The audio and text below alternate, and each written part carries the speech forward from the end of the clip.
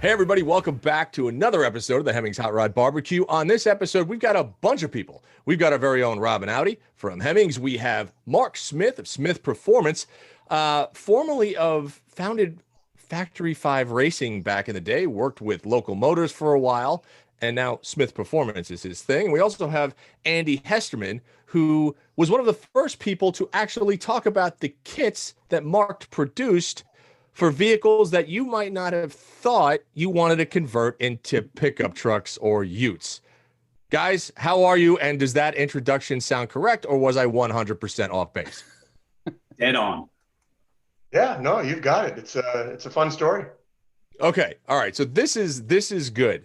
So for those that don't know, Mark has created these kits to transform your Volkswagen Beetle, your Volkswagen Jetta, your Dodge Charger, Jeep WJs, and a couple of other things into actual utes. Now, those not familiar with the phrase ute, U-T-E, just Google that and some things from Australia will pop up because they're super famous down there. Think of what Mark is doing as a new age El Camino, right? They're automotive-based platforms that have a pickup truck bed, that are actually quite useful. So, Mark, okay, start. Like, how did first? I mean, let's. So how much time you got there, buddy? Yeah. So I want to dive into this. So let's talk first a little bit about Factory 5, because Factory 5, for those that don't know, we're talking about Cobra, replicas and some of the coolest replicas to have been built back in the day. How did that start? I was a chemist at Avery Dennison, the label and ink, the marker guys, Okay. And, I was an R&D guy. So, I was working on patents and things like that. But next door, I've been a car guy since I was 15 years old. So you start with, American cars were later. Back when I was a kid in the 70s, British cars for me, I'm an Anglophile. I loved MGs. I had an MGA. You're a masochist. Volkswagen everybody started air-cooled VW, right? If we really admit it. Yeah. If you couldn't afford a car, you bought an air-cooled VW. I mean, that was what you bought, right? So, from the Volkswagen stuff, I finally got my MGA when I went to college, drove that, moved on, made the huge mistake and life-changing, wonderful decision to get a barn fire E-Type coupe, 67, where if you can restore an E-Type at any age, with the monocoque, body and no frame. And if you can fix that car, and I was 23 years old, whatever, if you can fix that car, you're either going to go to school to be able to do it because the car will take you to school. Right. Or you're a really good mechanic and you still have to go to school because it's still the most complicated car to restore. Right. So, once I finished that car, I dabbled, my poor father, he died last year, and all his life, he supported me with my car projects, destroying the backyard garage. Typical. You guys all had a dad like this. You must. Yeah. So Factory 5 started after I went legit. I went to business school. I actually did Factory 5 as a I'm 30 years old at the time, graduating. So I did on my final entrepreneurship project with all these adults, these smart guys, I went full hog into the kit car business. Right. In grad school, when you get a B, you're basically failing. Okay. I got a B- on the project. Okay. Oh boy. So every time I went back to Bentley to give a talk, I brought up the fact that my wonderful $20 million company started off with a B-, right? So that's what it was, right? I mean, I rented the back of a transmission shop in Framingham, Massachusetts, back where Avery was, the factory. Okay. Don't quit your day job until you're making some money, in your hobby, right? And I'll never forget my boss. I had my MBA. I'm a hotshot young kid thinking he's really smart. I'm not that smart. But I'm thinking I'm really good. I've got my Cobra next door that barely works. I mean, the first one was rough. Okay. I mean, it was rough. Yeah. And you know why it was called Factory 5 Racing? Why? So Factory was Factory Ford Engineering because we used so much of the Mustang. 5 was the 5-liter Mustang. And racing was because race cars don't have to have fit and finish, right? That's right. Yeah. The molds were so bad that we called it Factory 5 Racing to make it, Anyway. So basically you preemptively told the public, don't expect that much. I mean, dude, it was my first car. That's awesome. So we started. My brother's in California, and even though he loves cars, but he couldn't change an alternator. He's more of a passion guy for cars. Yeah. Right? But, and I might be the creative guy, nobody organizes and gets things together like my brother Dave. I mean, the guy, he's a savant when it comes to organization, right? So I quit my day job. My boss looks at me and says, really, you're going to leave? You're not going to California with Avery for this promotion. You're going to stay in Massachusetts, and you're going to go in the car manufacturing business. And he says it with a straight face, you know? Yeah. Great. And I said, Great idea. That seems to be the plan, you know? Yeah. So I violated the rule that says you got to make more money than you should, you know, than your day job. I left without making money. We moved down to the south coast of Massachusetts, where my wife had recently lost her mother at the age of 50. So her mother had died. So we really circumstantial things brought us to Massachusetts and kept us here. And Dave had the balls to move out here from California. And, you know, I had 2 cars under my belt at that point. And I said, Dave, you know, he's my younger brother, and we always wanted to do something together. And so we foolishly started Factory 5 Racing in 1995. And out of the gate, everybody said fuel injected Cobra. No, nobody will buy that, you know. Yeah, no, they hell hate it. Yeah. In 2 years, we were shipping 200 cars a year. You know, that it took off. That's awesome. It took off. The old, and then, you know, if I had some money to hire guys that were smarter than me, right? And they're still there. You know, Jim Shank and Jesper Ingerslev, Dave Ria, who went to Locomotives. These guys are 10 times smarter than I am, and at least I had the sense to hire them when they were right out of college, you know. Right. Then we started getting really good. You know, we had a good team. They're still a great team to this day. The fact that they've done so well the minute I left tells you something. You know, that doesn't. We had a team. They didn't need me, so they're still doing great. They're talented bunch of guys. Nice. So they still at Locomotors? Locomotives shifted gears. You guys probably know the Rally Fighter. Absolutely. I remember the Rally Fighter. You know, Transformers and all the the Fast Five movies and stuff like that. Yeah.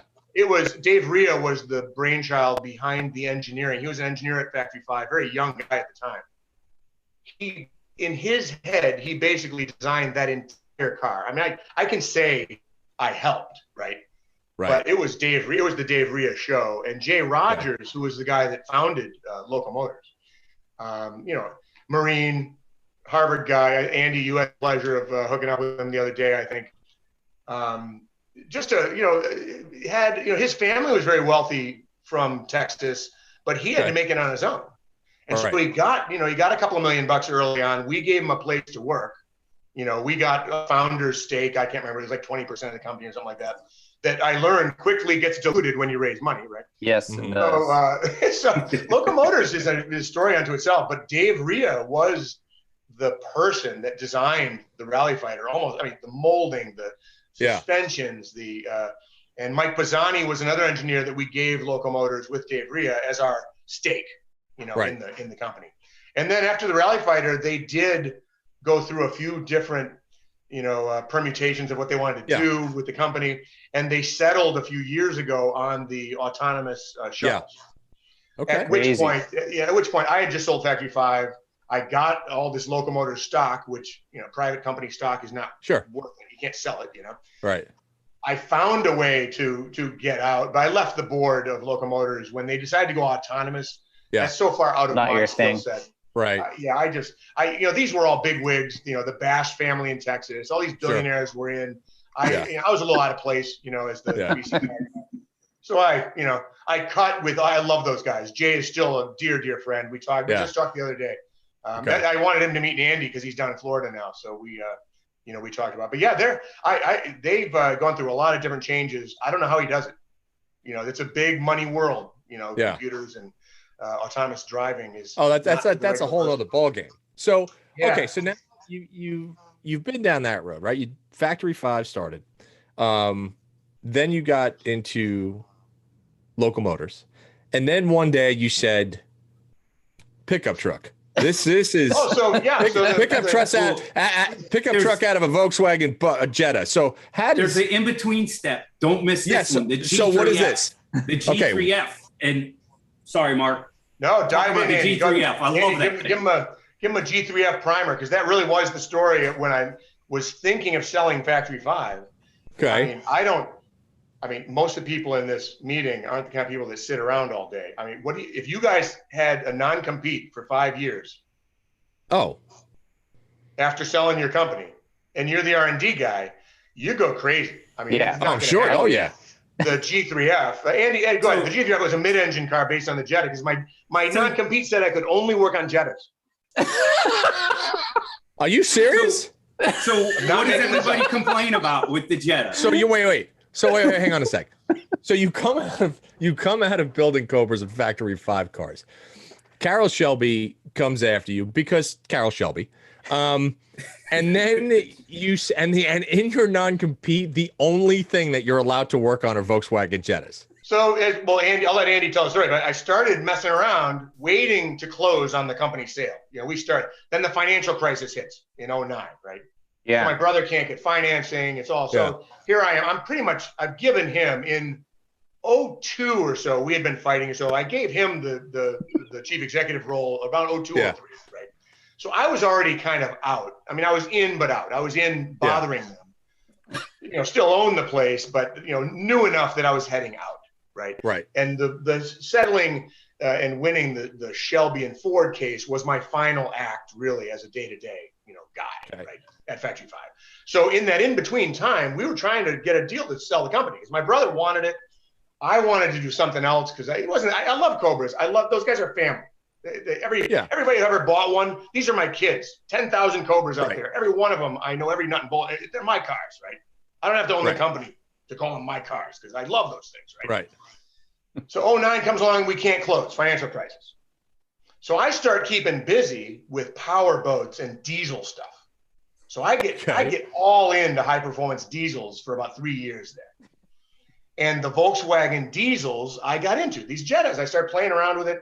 My brother knew I'm playing around with Jettas. I did a mid-engine car called the G3F, which was pretty slick, but we only sold like 25 of them. It was a kit car. Okay. That was where the non-compete came from. So I'd been working on diesels. And Dave says, look, I can't have you doing Cobras and putting me out of business, even though we're brothers, which is understandable. I mean, the R&D guy leaves, you don't want him doing Cobras, right? Yeah. And I started with the diesels, and in the agreement, you can only do Jettas and diesels. That's how it started. But go ahead, Andy, you can tell about the G3F. It was a cool car. Well, the G3F is what's the number one complaint about the Jettas in that whole Mark IV era of cars is that it's front wheel drive only. Now there's the R32 and a couple of other Quattro 4Motion, but the vast majority front wheel drive. Weights all in the front. How do you make that sporty? How do you take a whatever power plant, and I'm a diesel guy too, make it a rear engine, make it rear wheel drive. So Mark designs this frame to take out of the hood space, the bonnet, the engine and the driveline, put it in the back, lengthen the harness a little bit, and the rest of it's all factory stuff. Okay. And then you put some body stuff on it so it looks like a supercar. It has a very supercar look to it, but it's a Jetta. And you could do VR6, you could do a diesel and big turbo, big injectors, make it kind of sporty. 1.8, a ton of tuning stuff for the 1.8, but now it's mid-engine, rear-wheel drive. What is it? Well, really, it's a Jetta. That's hilarious. I love it just because of the conflict. It started doing well, right? I mean, the people loved it. It was great. But right when we're selling the G3F that Andy's talking about, we did a shop truck, and Locomotives wanted a shop truck out in Arizona. And I said, hey Jay, I'll send you the Jetta prototype stuff. And he said, no, I want to take something to SEMA to show how we got all this new stuff going on. Rutledge Wood sees the VW at SEMA. Well, and that's where I saw it too. And I snapped a pic and I texted it to And that's Andy. where you saw it. That's right. That's right. Yeah. So that white car, the pearl white car that they built at Locomotives and drove up, Rut, who is, if you guys haven't met Rut, he's the nicest dude in the world. Nicest guys ever. Yeah. Like genuine, smart guy about cars, humble, and becomes your best friend like overnight. He has like 1,000 best friends. Yeah, I think we're really close. I don't know if we're really close. Right. Like we talk all the time, and I still don't know. Like, he's a great, great guy. And so he says, Mark, I want to blow this up for you. We're gonna put it on my TV show. And I went, dude, all right. So I said, Randy Allgood, this builder of Ruts. honest to God, I sent him, when I say prototype, it was like steel C-channel welded together. I mean, it looked great, right. SEMA. The final cars were all aluminum and TIG'd, and, they were awesome. The stuff he got, oh my God. And he's talking me up like I'm a genius, Stuff that went down there was not genius level stuff. The body was decent, it had fiberglass and all that stuff. We had molds. But underneath, don't look underneath those first 2 cars. There's nothing under there. Yeah. And then it took off. I mean, thanks to Rut, we got national coverage. SEMA was great. We got some good. I mean, you know how SEMA is. You get the phone calls. You talk to. Yeah. After 20 years, somebody bumps into you. You're not there to sell stuff. You're there to talk to your buddies. Andy shot that video of making it in his driveway and got like 10 million views on Facebook. Yeah, that was nuts. So Andy, what drew you to this thing, and what were you like? I gotta have one. Like what? I got a long story and a short story. So in editing, you could take out the long story if you want. Sure. Around 2003 or so, I was getting into the small diesels, so car diesels, not big trucks. Although that's another side thing. I love the big trucks, and I really wanted to build a Cobra that was run on vegetable oil with a diesel power plant and make it a green rod. And I actually called. As you do. Yeah. Who doesn't want that, right? So I called Factory 5, and it may have been Mark I talked to. I really don't know. That was so long ago, and I didn't know who was who back then. Yeah, I still don't. But they basically told me, you're barking up the wrong tree. The car is so built for the Coyote or the 5.0 driveline that you're going to be really starting over. So that's probably not. We probably don't have a product to help. Yeah. Okay, that's okay because I can't afford one anyway at the time. So kind of shelve that product. But then a couple of years later, Mark comes out with the G3F. That was exactly what I was looking for.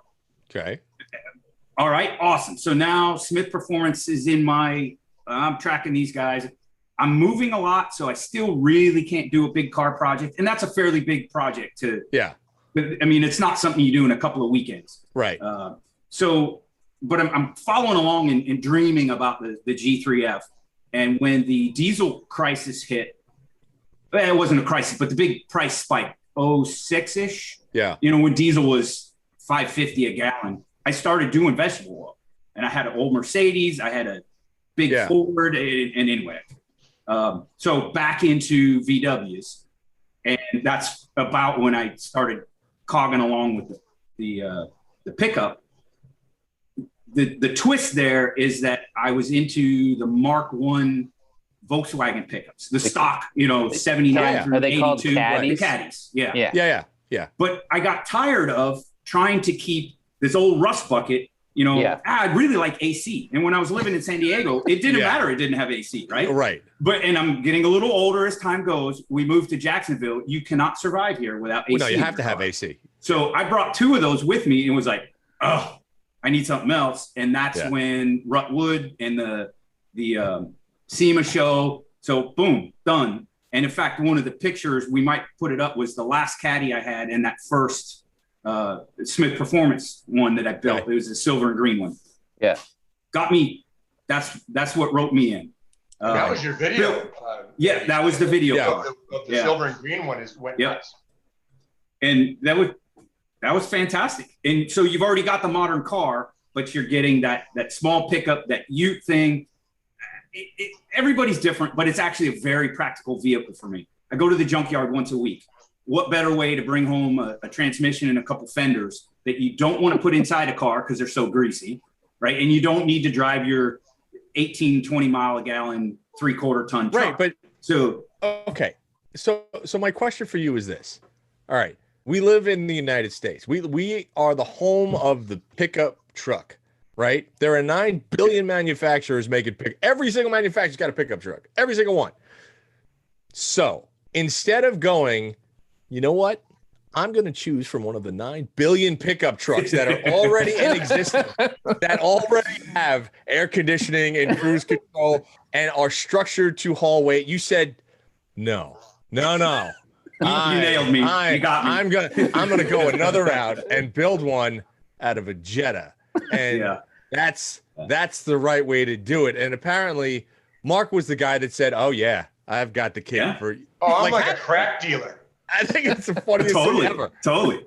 It's like you're both masochists. That's the only 2 years ago it got worse because the Jetta was great, but then he came out with this Beetle with the step side, and the visuals of that, I'm not kidding you. You drive one of those down the highway, 65-year-old ladies, I'm sure. And you see them in the rearview mirror, you're like, oh crap. Pull up next to you, give you a big thumbs up, get out their phone. They're taking pictures while you're doing 70 down the interstate. Yeah. It's hilarious. But that's my mentality. I have to be just a little bit different than what everybody else does. And it's perfect.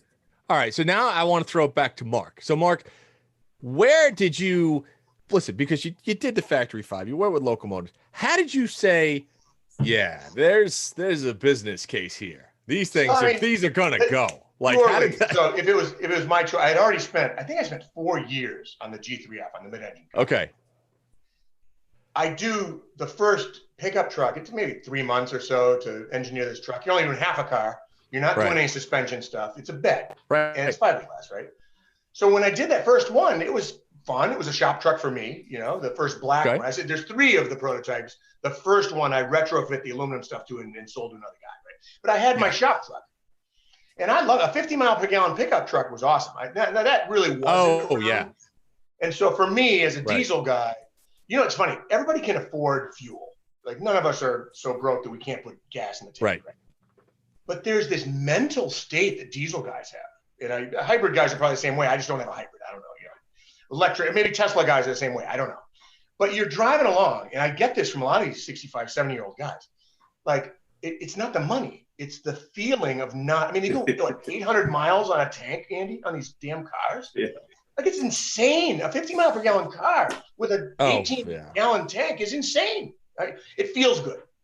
And whether you're smoking or rolling coal or whatever, whether you're, and this leads to one of the biggest problems we had, was the actual diesel crisis from freaking VW, right? Yeah. Dieselgate. Here I am, the environmental 50 mile per gallon truck guy, and diesels all of a sudden become dirty because of Volkswagen's cheating, right? Yeah. Right. I had hitched my wagon to Volkswagen. Right. Yeah. Yeah. Not a good wagon. No. At the time, it wasn't good. Okay. So I'm sitting here thinking I'm a really, rich guy. I sold Factory 5 for my millions of dollars. I'm feeling like, I'm pretty crazy. Jesus, I'm burning cash like left and right. Right. The trip to being normal was really fast, right? When you're burning cash. Yeah. And as Andy will tell you, the real magic these are toy cars, right? Whether it's Factory 5 or the Beetle or, this whole business is Santa Claus stuff. Of course it is. Any 80-year-old man who builds a Jetta, a kit car truck, or a Factory 5 or whatever turns 11 the minute he buys the car. And that's what it's all about. And I tell the story a lot. You go to a Cars and Coffee. Andy, you've had this happen, I'm sure. Cars and Coffee is the modern litmus test. If you have a cool car, you're going to get talked to at a Cars and Coffee. Andy, you asked Andy why he didn't, buy a regular. So take a F-150 to a Cars and Coffee sometime, right? You'll be alone in the corner in despair, right? No one will talk to you. You have no friends. You'll have to go seek out the $5.99 down the street, and talk to him, Yeah. Or you show up in a bloody Beetle next to the $5.99, and the Ferrari $5.99 guy won't leave your side talking about your Beetle. Oh, there's no question. It's nuts. And it makes it so much fun that the whole project is the price of a short block. See, that's amazing to me because, like, when you look at these, and we're obviously going to put some photos up of these things. They are so different, but like the Beetle especially and the Chargers look factory. They look factory. They look like something that somebody went to a dealer and said, yeah, this works for me. Again, somebody had a weird idea at Chrysler or whatever, something like that. Oh yeah, but Chrysler always has weird ideas though. Well, I've seen worse. Rob and I, good point. I mean, listen, I've got a 69 Daytona. You want to talk about the dumbest street car ever created? That's, you know what I mean? It's like, let's put a 2-foot nose cone and a 4-foot wing. People will buy that. This is a great idea. And like, I'm an idiot because I did, So, but these stands out in the crowd though. Well, and see, that's the whole thing. It's funny, we've got Car Week coming up at Pebble Beach. And if you guys haven't been there, you have to go. It's just it is the way that I say it is it's the most disgusting display of wealth in the history of the world.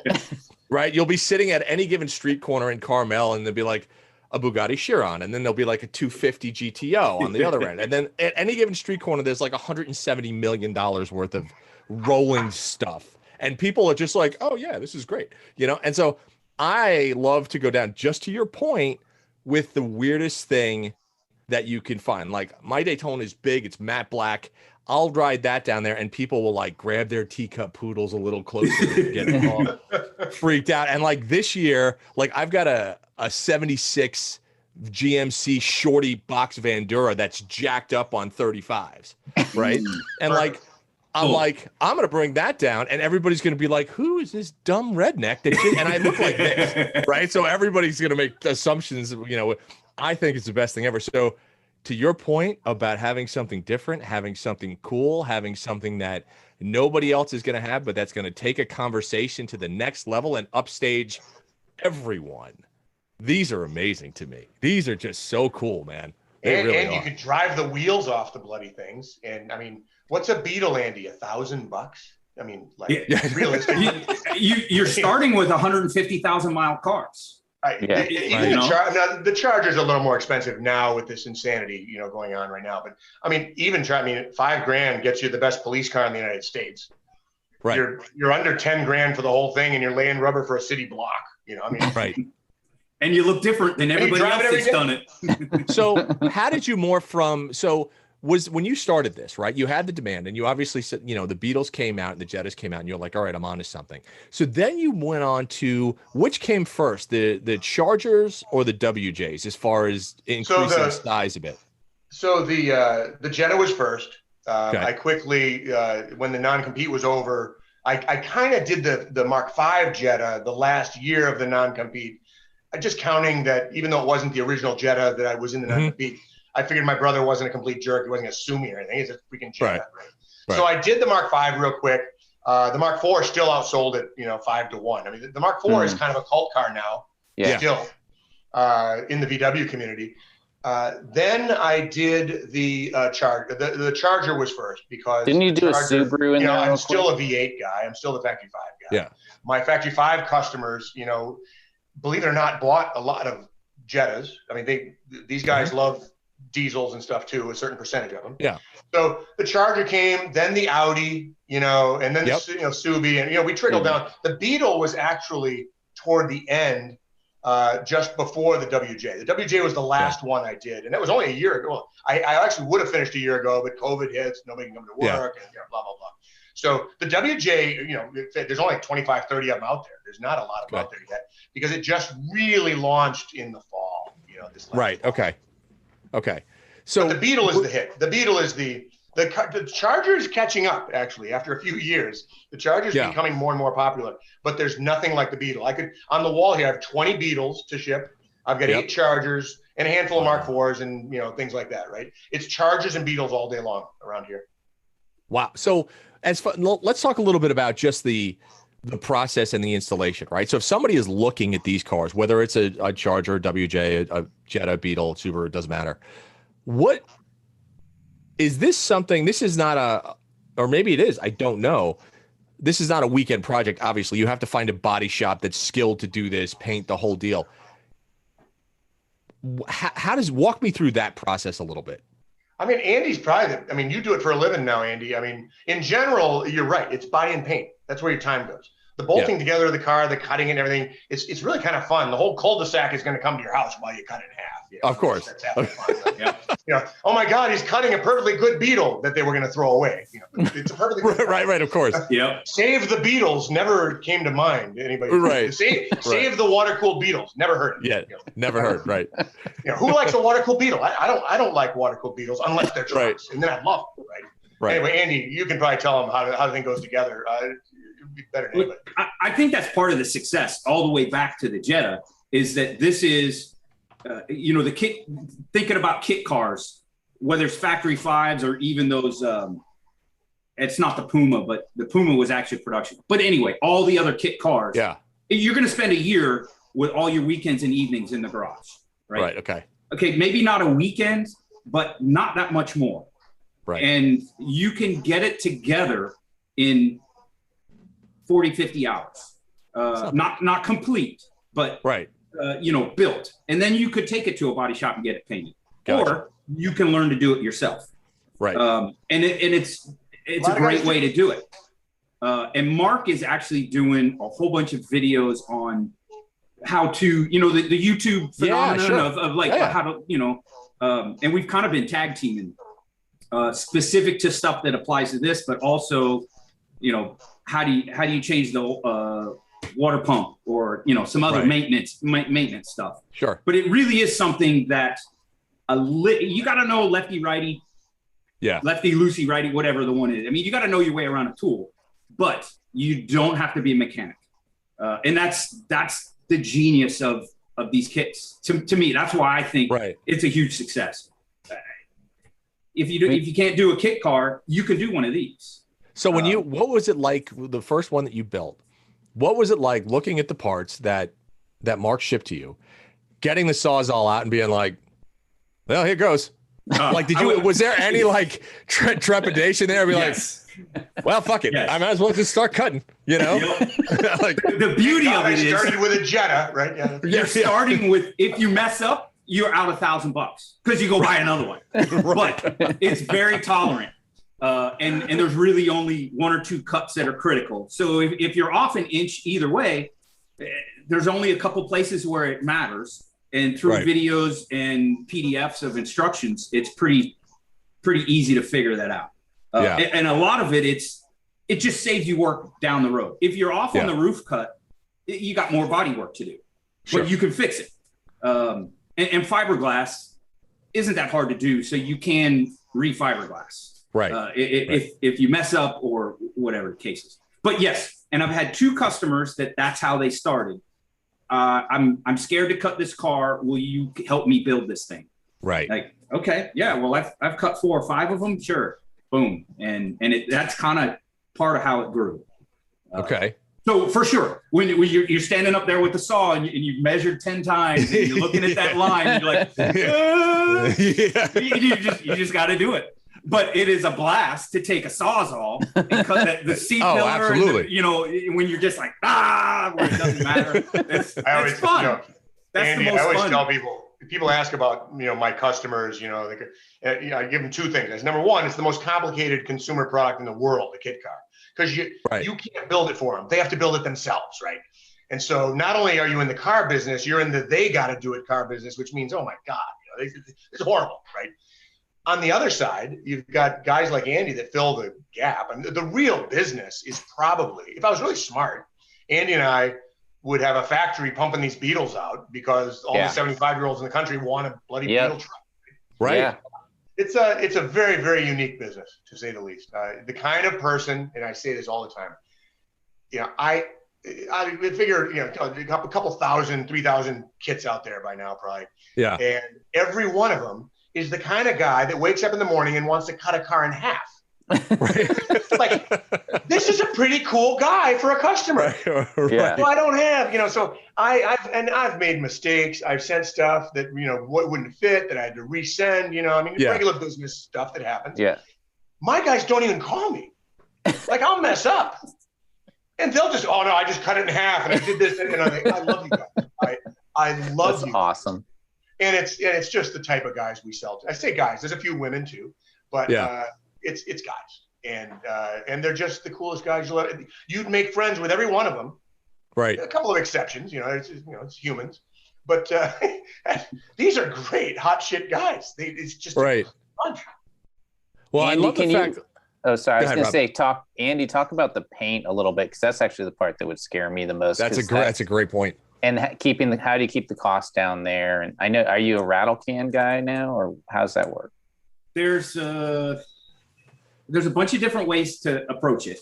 And so I'm always preaching, decide when you start, you got to decide what you're building from the get-go so that you build to that quality all along. Yeah. Because obviously if you, as you're going, you're like, hey, this is coming out really cool. I'm going to make this, you know, a better quality than I was intending. It's not just run into the junkyard kind of car.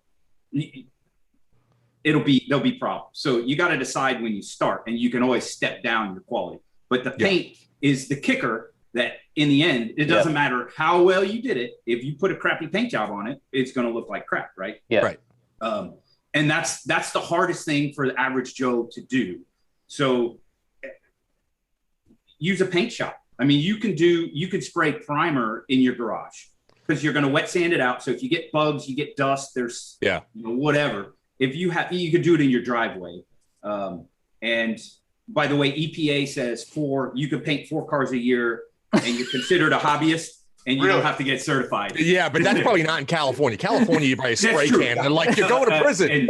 You guys suck. And the water base, because there's a big thing about water base now, because there is some good water based primers. But in any case, the paint is kind of a sticking point. But you can do a decent paint job, you know, in a garage or a building like this. You can hang up some plastic, paint it one fender at a time. You know, do a single stage or polish out a 2-stage. Yep. But that is a tough point for a lot of do-it-yourself guys. And I don't actually offer paint. I put them in primer and then either coordinate with the local painter here, but I've got kind of a business relationship with a hot rod shop, and then another guy down the other way that just paints them in his garage. Because I'm actually in Middleburg, not Jacksonville, and this is Middleburg. Okay. Back to your redneck jokes earlier. Nobody calls on you when you paint a car in your driveway, is what you're telling me. Right, exactly. So depending on the quality that the customer's after, and I've had a couple that I've shipped that, so a lot of these guys are car guys, and they know a painter, or they have a painter. Sure. Yeah. So the last one that went out to LA, it went unpainted. And in fact, the customer said, put a bunch of extra splotches of different paint, so when I go down to the DMV to register it, it looks like a piece of crap, and they'll believe my $500. Oh yeah, exactly. But that car's been painted, and it's beautiful. It's awesome. Yeah, that car came out great. So paint covers. That's a huge, and in fact, that Jeep we did in Raptor Liner, because I can spray Raptor Liner. Awesome. Do it yourself. Bed liner material, and not to let the cat too far out of the bag, but we have plans for a lifted, you know, kind of Baja style, and we'll do that one in like, you know, brown Raptor Liner. That's easy, and it's something different. Who has seen a Beetle pickup, let alone one painted in Raptor Liner? So I could see, you know, it's interesting. I mean, the whole case study for this is really interesting, because it's like most people don't know what they want until you show them. Yeah. Right. Yeah. And so, like, I never even considered one of these, and now I can't get my freaking eyes off like the Charger ones. And I'm like, well, you know, this would look really cool if it was like a wide body Charger and it had a Hellcat. Dude, I'm glad you weren't at Carlisle. You know, I'm like, you know, I mean, Carl Johnson came with his SRT8 Ute, and that's Thomas the maroon Childers one came. in the pictures. Yeah. Dude, it was so unfair. Like, these guys this was not even my car, right? This is how nice these cars were. I mean, they were gorgeous. Every little detail. Carl, very, very, he's Factory 5 customer of mine from the old days, you know. And, you know, he built a Jetta Mark 5, sold that. Yeah. I mean, he's retired. And so, you know, every 6 months, I think he's going to do a Jeep next, Andy. You know, he wants to come down and do it with you, right? Yep. So, I mean, these guys, and Thomas Childers and his lovely wife are sitting there. They drive. He's going on power tour, right?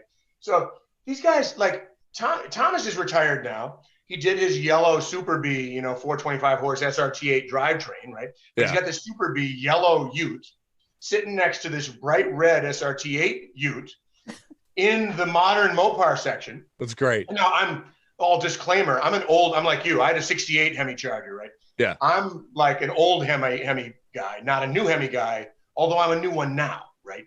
Because I have to. I mean, the new Hemis are great. I mean, listen, my 69 Daytona is currently in Michigan getting a 900 horsepower red eye motor put in it. So like I'm right there with you. So it's just, but again, you don't have it with Mike Copeland, do you? No, I do not. Oh, okay. No, I do not. Isn't that the story though? Like my 68, by the way, is not mine anymore. It's in Phoenix because we had to pay some bills, and when your car's worth 150 grand, you got to let it go. It's not. You know, in my world, it's gone. Right. Right. Thanks for your service. Gone. You know? Right. So no, that's the story. If you showed up at Carlisle, you would have seen a lot of perplexed people, and for the first time, a lot of people knew exactly what it was. Nice. That's cool. And that was fun for me because after all this work, I mean, look, Andy's been towing the line for the brand for 5 years. Yeah. And I mean, it's got to be coming up on 5 years, Andy. I mean, since you first I think so. went in. And, you know, people forget when you have something new. I forget. You know, after you think, you know, Factory 5 and Locomotors, you think you get good at this stuff, right? Yeah. Dude, you're starting over every time. Every time you start something new, you forget how hard it is to get something new in the minds of the customer. Yeah. I always walk in overly optimistic. Oh, everybody's going to see this car. They're going to go, oh, great, it's $3 grand. I'll take it, right? Yeah. Nah, man, 5 years later, and it's a slog to get your brand known as the Ute guys, right?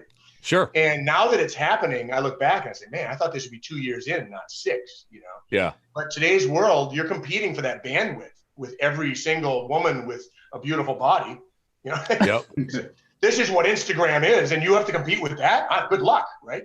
Well, yeah, but I mean, I think the thing that you're doing is just, it's so overly unique. And I mean, you know, the fact of the matter is, like, Andy, you were talking about like doing, you know, like a Beetle, but that's just jacked up. Like I can envision this now. You're doing a Beetle Ute that's jacked up on, even if it's on like 31s, you roll that down in like Huntington Beach. People will lose they will literally, their heads will just, it'd be red mist everywhere for people's heads explode as you roll down the street. And because that's something that every person in like Long Beach, in Huntington Beach, that ever wanted to go to Pismo is going, well, I have to have that. Yep. So that's one of those things about people not knowing what they want until they see it. So, oh my God. I mean, these things are fantastic. They are just, but they have to be out there. So the first 4 years is about giving them away. Yeah. But actually, we're making money now. I mean, even at $3 grand with the scale we have, you know, we're not going broke anymore. You know, first 5 years. Right. Always, but now that there's any kind of scale, once you get even approaching, you know, the 5-10 cars a week, you're doing okay. You know, you're paying your bills, you're doing, and then is when the brand really starts because you can start getting them out there. If you forget about making money, we did this at Factory 5 as well. If you forget about making money the first few years and you just swallow and just say, if they're not out there, like to your point, if they're not out there, no one will see them, no one will buy them. Yeah. With Utes, especially, since you can get so many out there if you give them away. I mean, for a couple of grand, look, I know a lot of guys. This business is cut down the middle. I've got guys arguing with their wives over a refrigerator or a Ute, right? Right. This is, and that's a very common conversation, by the way. Right. And then I've got these guys like Andy, you know, I have a French Factory 5 customer who, you know, vintage races real GT40s, right? And so in his 53-foot trailer that he goes to vintage events in Europe, he has a Smyth Beetle Ute in the Martini scheme, right? Yeah. Wow. And they all drive around in this cute little car. He loves it. Yeah, of course he does. Those two guys, the refrigerator guy and the Martini guy, have a conversation anytime they meet, right? Yeah. Right. And it's the coolest thing in the world. Yeah. Well, let me ask you this. That's the whole business right there. Because you turn 11. Well, that's just it. Like, right. It's showing the people what they never knew they wanted.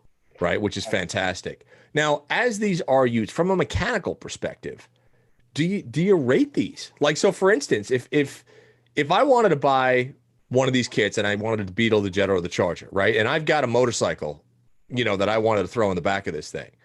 Do you have to put different springs in there? Do you have to do anything to beef the suspension up because it's a pickup truck, like, or a Ute, so to speak, right now?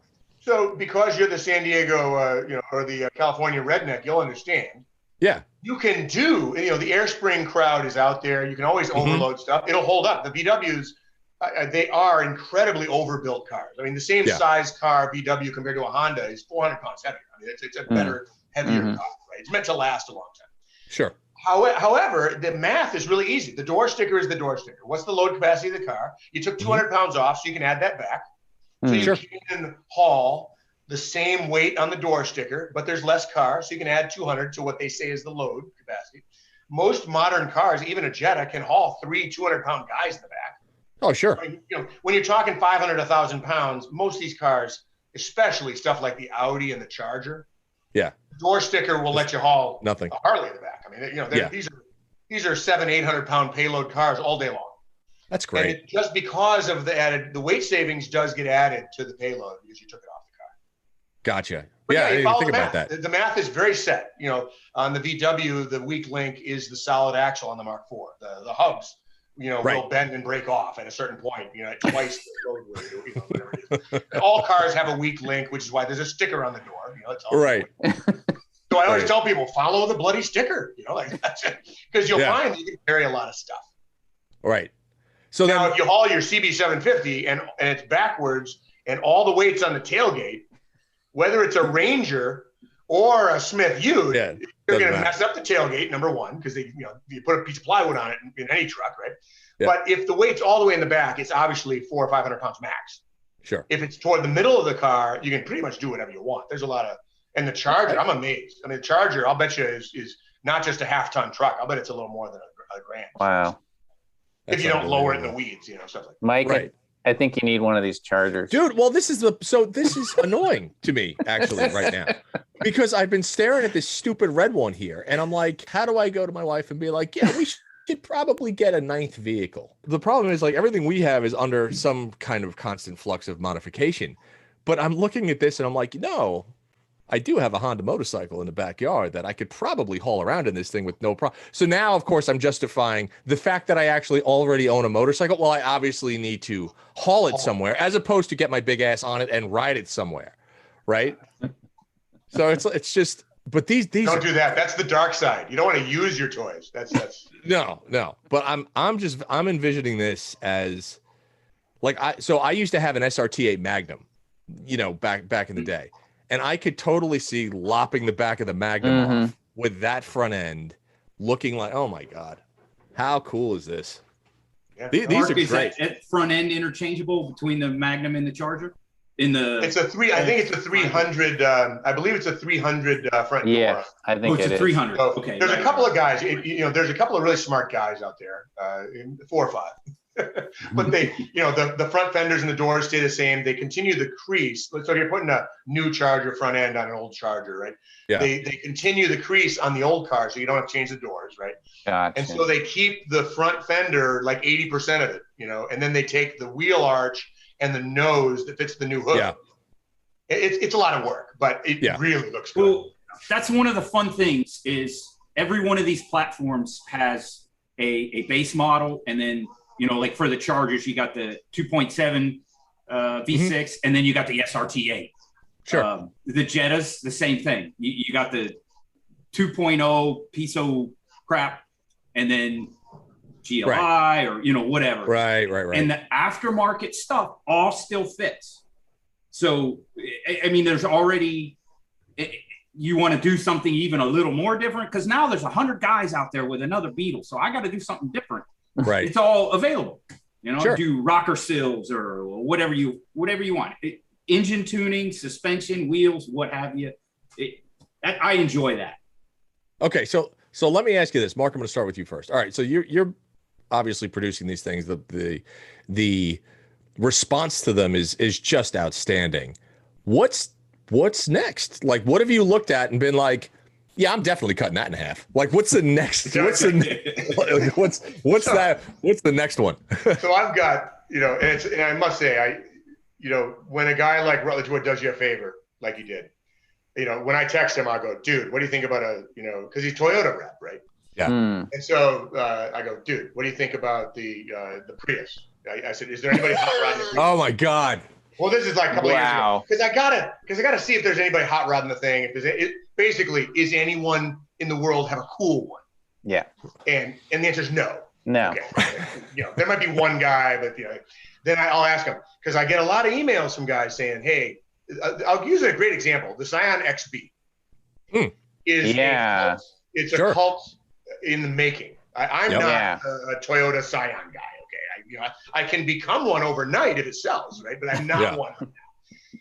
That Scion XB, my wife looks at it and goes, what? I go, I'm not going to question why there's a million people that love this car. Right. And why 10 guys a month say, do you have a Scion kit? It's already a box, which is nice. It's already a box. Yeah. If they think it's cool, I'll do the stupid car, right? Right. Mini Coopers. So Scion XB, Mini Coopers.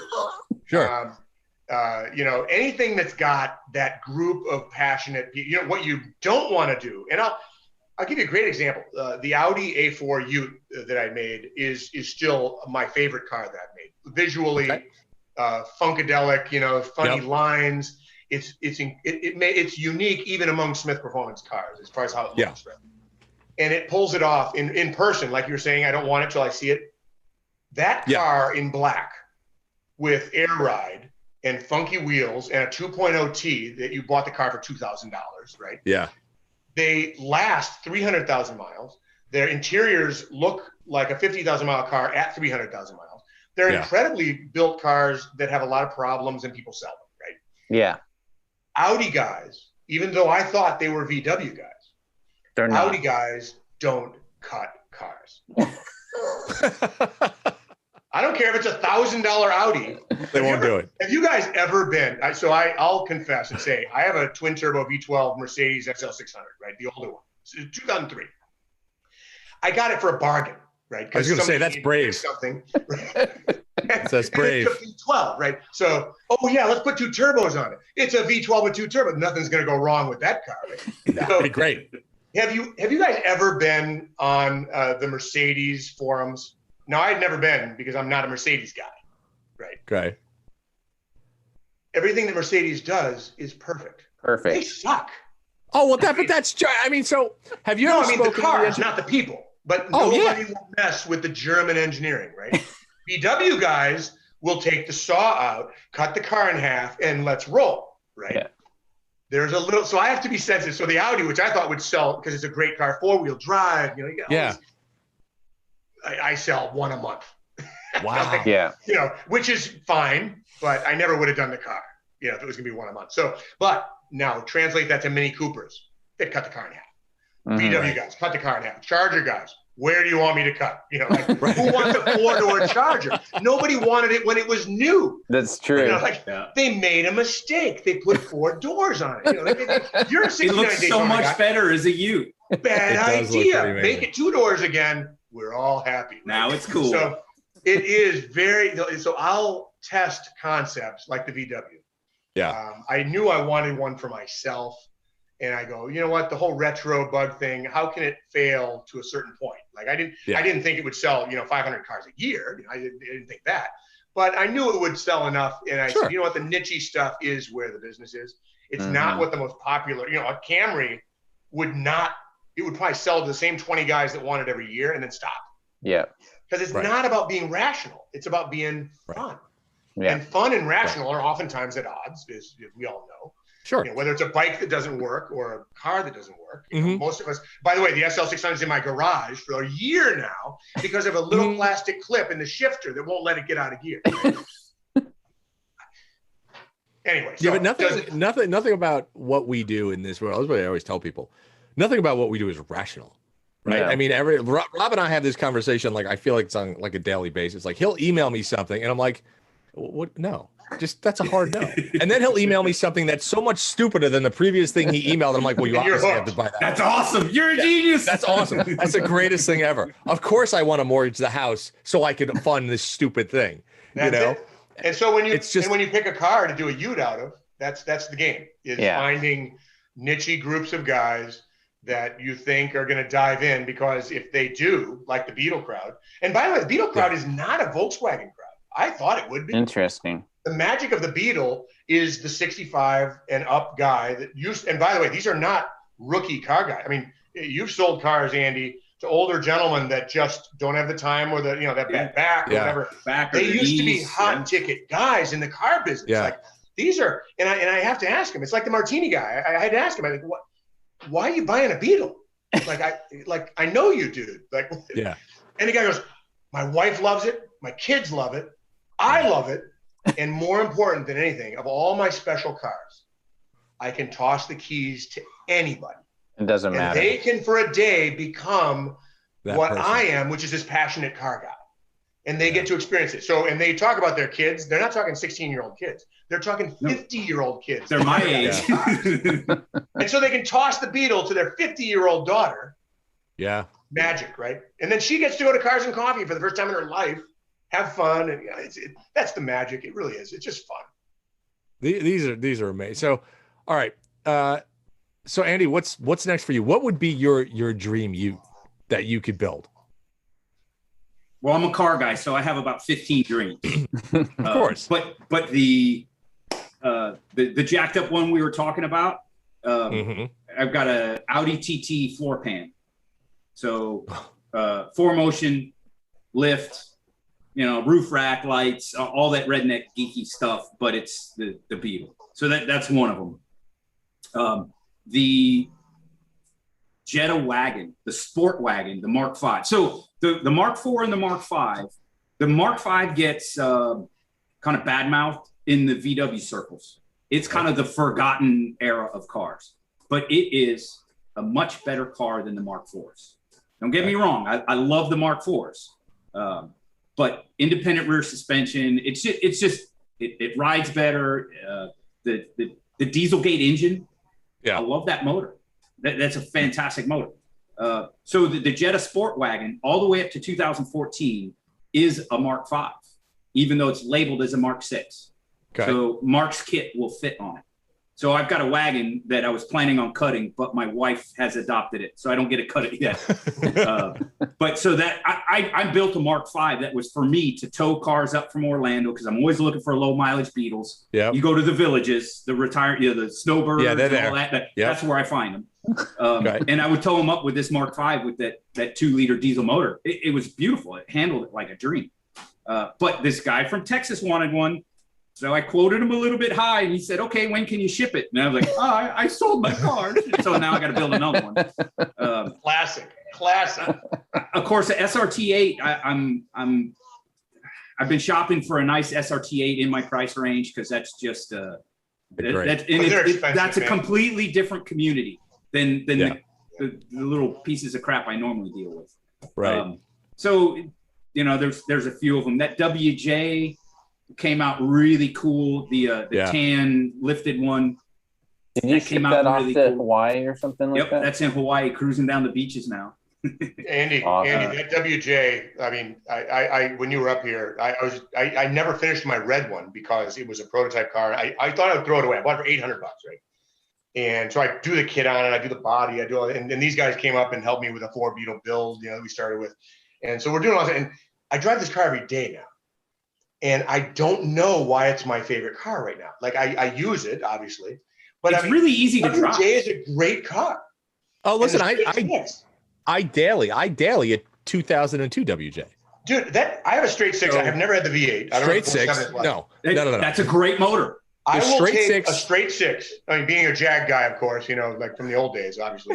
Straight 6 is the best engine in the world, right? Mm-hmm. But I didn't realize tick at you, but it's good motor. Go like 500,000 miles. I mean, the car won't break. I bought it for $800. I bought another one for $1,000 for my daughter. She's at first going, "Oh, Dad," she's not really a Jeep girl. She's 18 years old almost, right? Over the last year, I can't get the car back. She loves it. I mean, I bought it a $1,000 car, right? Yeah, I don't think I've changed oil yet. I mean, I thought it was going to be thrown away. I really did. It was not in the best shape. Now that she loves it, I'm quick changing oil and doing all this stuff to it because I don't want to disappoint her. Another straight 6, 220,000 miles every morning. She drives. She goes. I've never. You could put sand in that motor. It'll run. I mean, that's the beauty. Every day. Yeah, I have one. I have an 02 WJ with the straight 6. It has almost 130,000 miles on it, and everybody's like, I'm just like, I will have this car. I will get sick of the truck before it will let me down. No, and I know that is the truth. That's the truth. So you'll sell it to some guy, and he'll cut it and make it a Ute. It's just they're just amazing vehicles. So all right, well let me say this: where can everybody find you? Because we are coming up on an hour right now. Hour ever. Jesus. All right. So We'll start at the beginning. So, Mark, the best place to find you, to get information about the kits, to order. Give me where you're at. So the website is smythkitcars.com. Smyth is with a Y, so SMYTH, kitcars.com. On the site, wherever you find, I mean, if you go to Google, as you said earlier, since nobody in the world does this, if you type in Smyth truck, it's a rash on Google. So we're blessed in that you can find us on Google at any moment just by typing in Ute or truck or whatever, right? Or, truck, Ute, kit, it'll come up. So smythkitcars.com. We're small enough, and it was a gamble, but 5 years ago, I put my personal cell phone on my Facebook and my webpage. And, you do this thinking, well, for business purposes, it's all great, but there's a lot of wackos in the world. And I am not kidding. I mean, so what, 100, I don't know even what I have, 120,000 fans on Facebook, 20-something thousand fans on Instagram. Everybody's got my cell. My phone's been on. The only 2 vibrating calls here that I've gotten are guys that I know are going to buy cars.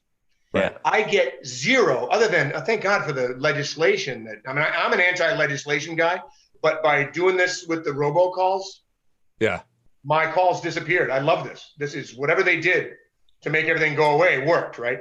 That was the only bane of my existence, was my number with the robocalls, right? Human beings in this day and age not only don't want to use the phone, the younger guys, but when they do, they want to give me $3,500.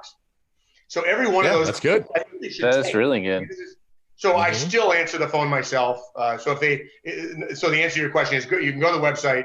The shop phone is there, but on the order page at the top, you'll see my personal cell phone. If you're serious with your questions, whatever, people just call me. I mean, I'll text and email and everything, but we're small enough where I can still answer the phone. It's not going to last forever. But for now, I might have sold Factory 5, which is a $20 million company. This ain't a $20 million company. There's 6 people here, and that's including all the part-timers, okay? Like, we're a small outfit. It's a lot of fun. I'm not retired yet. I'm going to be 60 next year. I'm not doing Factory 5 again. It was a great run. 0 to 20 million is an awesome time. Everybody should get the opportunity to have a win like that, in their lives, right? I had mine. If this takes off, I'll get somebody else to help me be a CEO. I'm not, I'm a little more chill these days than. Gotcha. All right. So, well, that's awesome. So everybody out there, obviously, Smyth Performance, look it up, buy Ute because they're pretty amazing. Andy, what about you? What is for Hesterman Motorworks? What do you got? I've got the website, hestermanmotorworks.com. It's just a website. Facebook and Instagram, same thing, Hesterman Motorworks. And if you search Smyth Performance, about half of the links come up will be mine. Okay. So kind of the same thing. Especially YouTube, I think, Andy, for you. Yeah, well, YouTube's another one. And if somebody is interested in learning a little bit more, both the Smyth YouTube channel and the Hesterman Motorworks YouTube channel, we've got build videos, both. So I had to learn early on that there's a difference between entertainment and instructional. Absolutely. And everybody wants both, but you make those videos completely different. But we've got both entertainment videos of the fast forward, do the time lapse, and the car's built in 2 minutes. And the little bit slower, okay, this is where you cut. This is the kind of saw I prefer. You could use it. Both of those kind of videos are on both of the Smyth Performance YouTube channel and the Hesterman Motorworks YouTube channel. And I think we've linked each other's videos. So either one of those, you can check out what kind of stuff is out there. That's awesome. Well, guys, this has been an amazing show. Thank you. I still can't get over how fast the time went. Thank you, Mark, Andy, Rob, as always, for coming on the Hot Rod Barbecue. For everybody else out there, go to Hesterman Motorworks, go to Smyth Performance, check out their stuff. As always, check out the Hemmings Classifieds. I don't know if we have any Smyth Performance Utes on there, but maybe we do. Go check it out. We need to get one in the auction and see what I think we need to get one at the auction. That's what I want to do. Let's put a Beetle in there. That is in the press when you bring a trailer. Anybody that does have an auction, people go crazy, which is great for me, obviously, but also great for the people selling them for 20 grand. Listen, I think we need to find one and put it up at auction. So let Rob, guys, we'll reconvene after this and I'll work on one. I got a Turbo S to build. There you go. Perfect. So guys, once again, thank you for coming on the Hot Rod Barbecue. Thank you. Everybody that's listening, tune in again, hit that subscribe button on YouTube, and we will talk to everybody soon. Thanks for listening, folks. And again, please subscribe to the Hot Rod Barbecue podcast. If you're on Spotify, check us out there. Subscribe to it on iTunes. And if you are going to go to YouTube, make sure you go to the Hot Rod Barbecue podcast and hit that subscribe button, and we'll come to you every week.